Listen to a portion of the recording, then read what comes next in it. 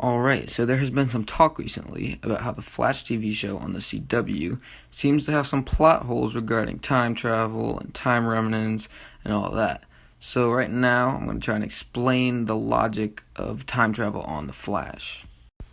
First, we have to say that time remnant is basically just a broad term for a version of somebody from a different time, either their past or future. Now, I'm saying it right now, I don't think it's comics logic, and I'll explain why in a second.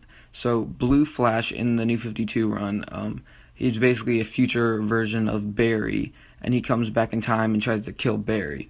But he said changing the present changes the future, but it won't affect me because I'm not in that future anymore.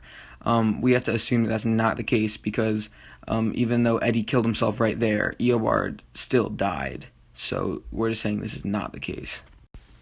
Next, I need to say, if somebody in this universe were to see the future, they would see the future as if no time traveler would change it.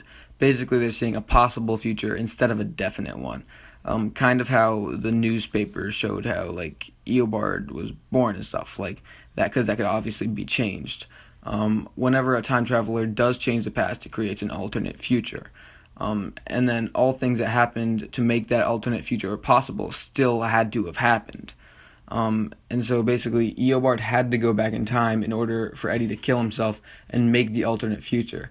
This is why we see a past version of Eobard in Season 2, because there still has to be a time-traveling Eobard to make that alternate future possible. This is also why everybody remembers Eobard.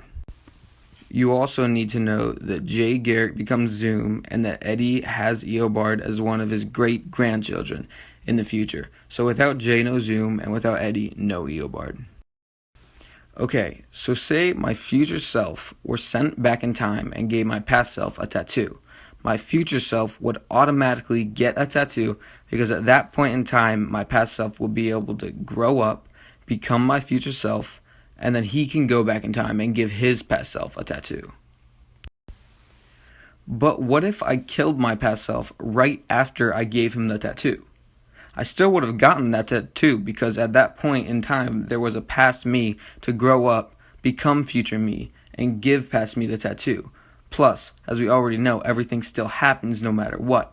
But if everything still happens, then past me is still dead, even though he can't grow up, become future me, travel back in time, and kill his younger self. So past me would stay dead, but future me would stay alive, making future me a living paradox.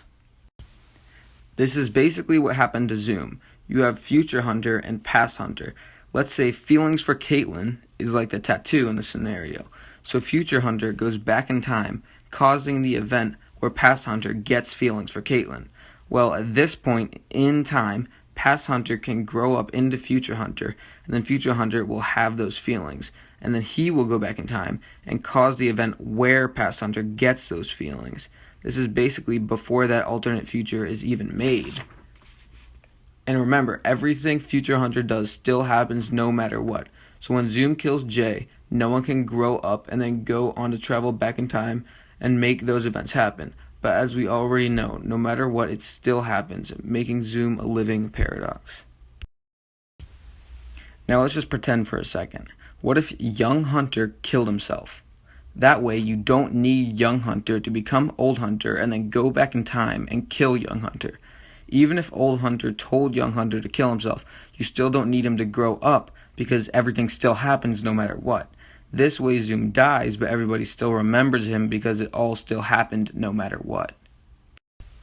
This is basically what happened with Eddie and Eobard. Eddie is basically young Reverse Flash, and Eobard is basically old Reverse Flash, because Eddie is Eobard's ancestor, and there is no Eobard if there is no Eddie. So let me set this up, just like my young and old Hunter example. So Eddie kills himself, that way Eobard can never be born.